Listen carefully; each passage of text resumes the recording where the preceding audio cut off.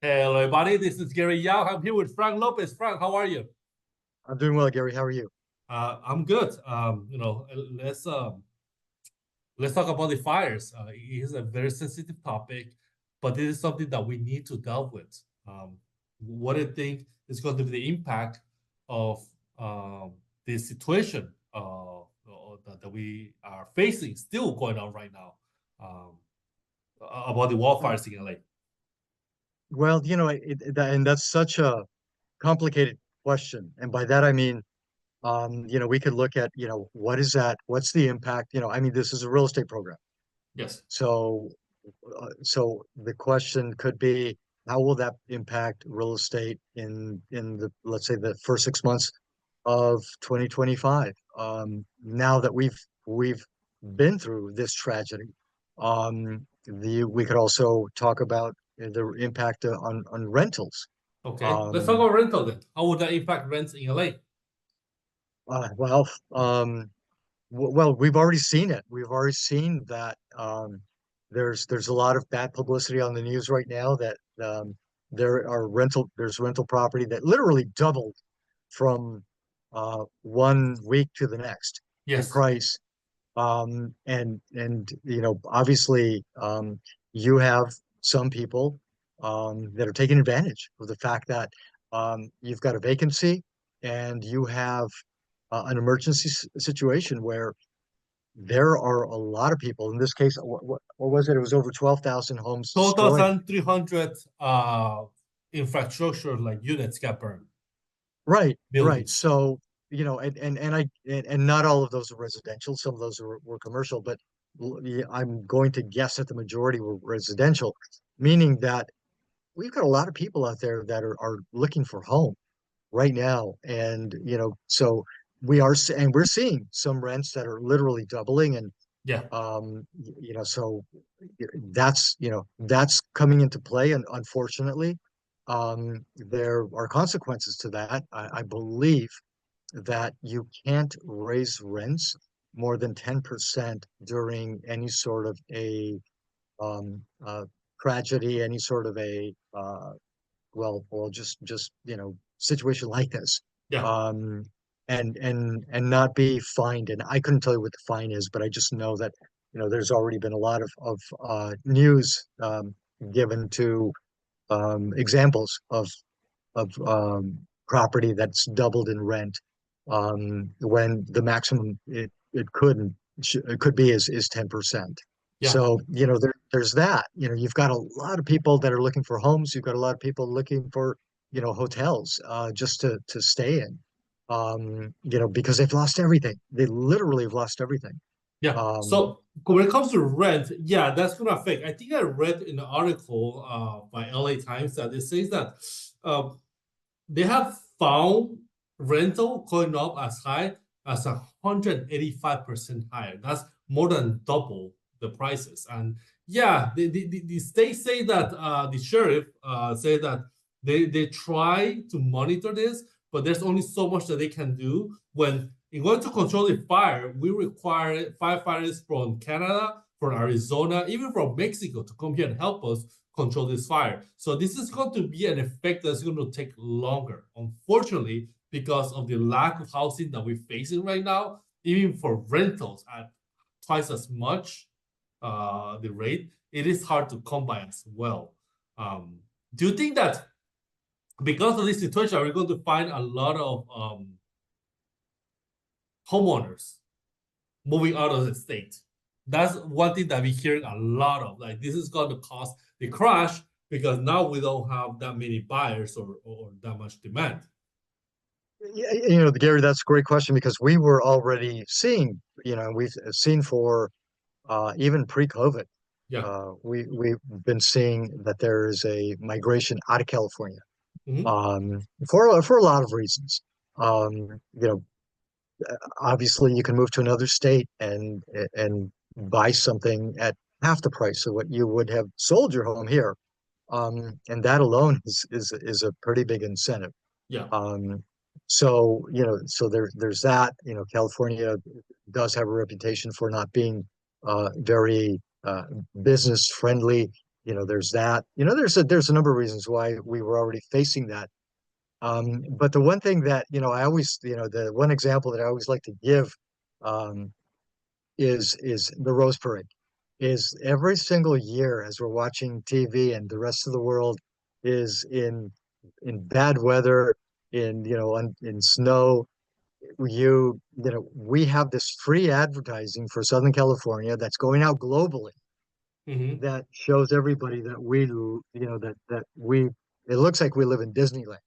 Yeah, I It remember watching that even from Panama in the 90s about the Rose Party. So this is globally a global phenomenon. yeah, right, right. So we've got that free advertising and we've got, all the world looking at, wow, I mean, what a beautiful place that looks like. Um, we're getting that same advertising right now globally. Because Los Angeles is a very, very, or I should say, Southern California is just it is very famous for a number of reasons. So we're getting that same global exposure, but now from a very different angle. And now we've got Southern California has got a black eye Mm. that, globally a lot of people are looking at this and saying, well, what's going on over there that you've got, this happening? How could this happen?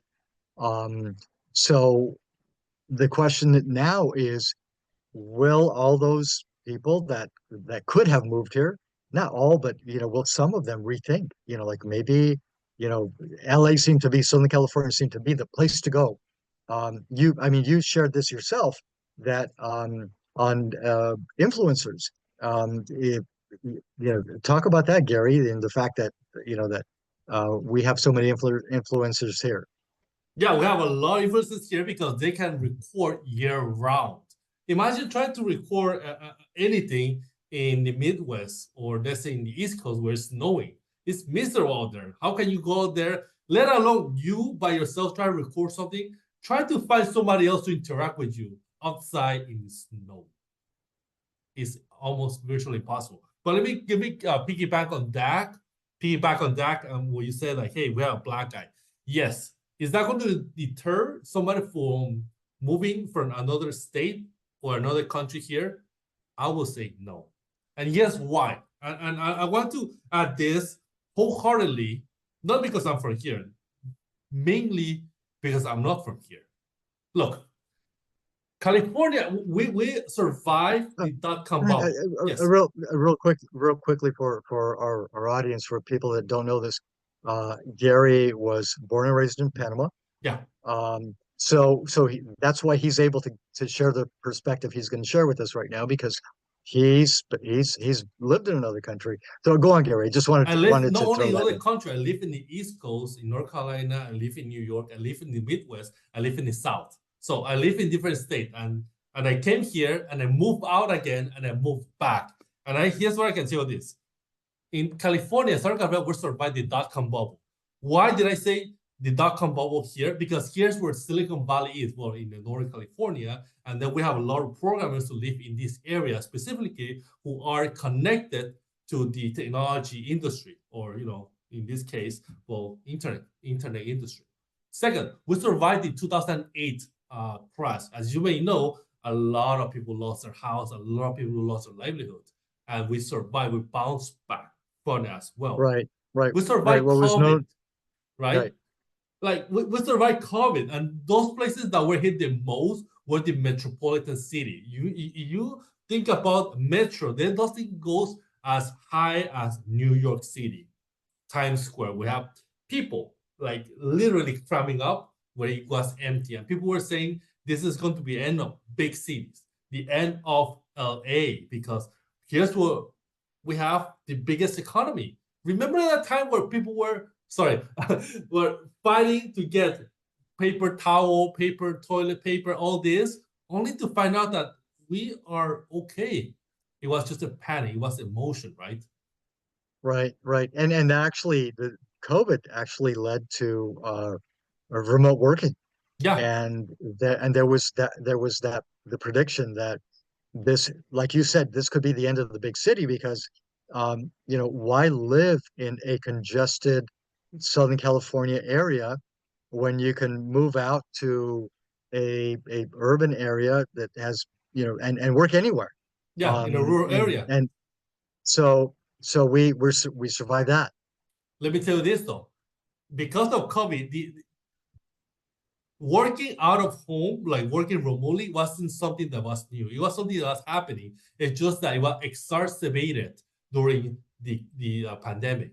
Like we talk about also, working remotely and also having shopping, online shopping, the death of malls.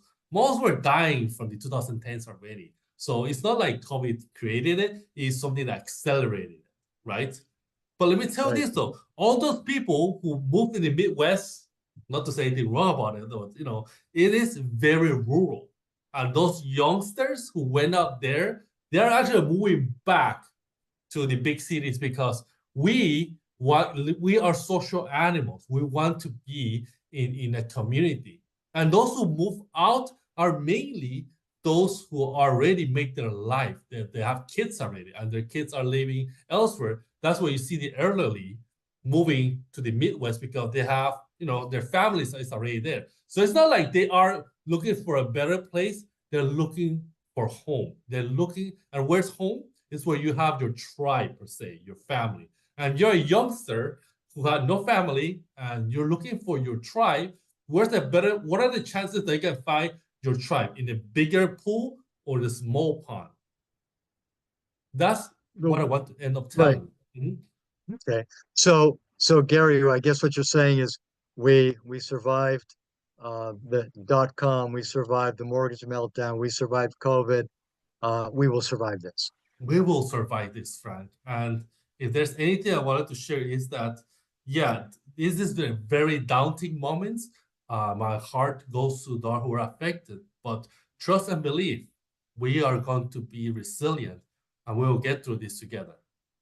Any last remarks you want to share, Frank?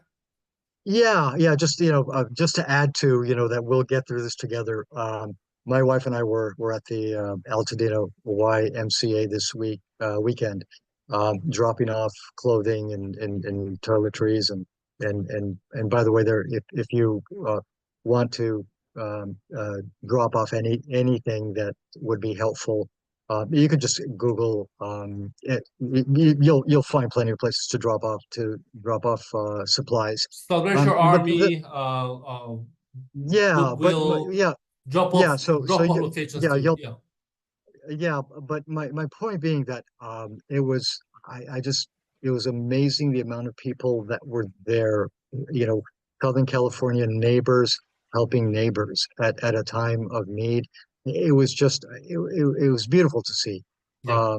Makes you feel proud of living here in Southern California. I know that we all have our differences, but I mean, just everybody was coming together and just doing the best they can to drop off clothing, diapers, just anything and everything that these poor families need right now at this minute. So we're not only superficial, but we're also helpful. We're both, Gary. We're both. Again, let's face it, it's Southern California. But you know what? When neighbors need help, we pitch in. Awesome. Well, Frank, if people want to get a hold of you, how can they contact you? Best way is you can go to my website, which is franklopezbroker.com, or by phone at 323-633-8999. For me, just Google Gary Yao. Okay, Frank, it's been a pleasure, and I will talk to you Same here, soon. Gary. Same Mm. here, Gary. Bye bye.